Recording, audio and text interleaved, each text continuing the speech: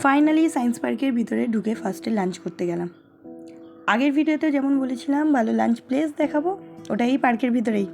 আর interesting part হলো ভিতরে একটা ক্যান্টিন আছে যেখানে রিয়েলি গুড বেঙ্গলি ফুড পাওয়া যায়। আমরা একটু লেট করে গেছিলাম বলে অনেক কিছু অলরেডি শেষ হয়ে গেছিলো। সো একটা অ্যাডভাইস, এখানে লাঞ্চ করতে এলে একটু তাড়াতাড়ি এসো। লাঞ্চে ছিল ভাত, শুক্তো, ডাল, আর আমি নিয়েছিলাম পমফ্রেট মাছ। দেখছো কি বিশাল সাইজ, তার সাথে চাটনি পাপড় তো ছিলই। আর ট্রাস্ট মি, খাবারের টেস্ট অ্যাকচুয়ালি খুব ভালো ছিল। তারপর একটু সায়েন্স পার্কটা ঘুরে দেখলাম। ইচ্ছে তো ছিল না, কিন্তু ওই একবারই তো এসেছি, ঘুরে যাওয়া তো বানতাই, কারণ এত খেয়েছি আমার পক্ষে পসিবল ছিল না। এদিকে আবার জুরাসিক পার্কও ছিল।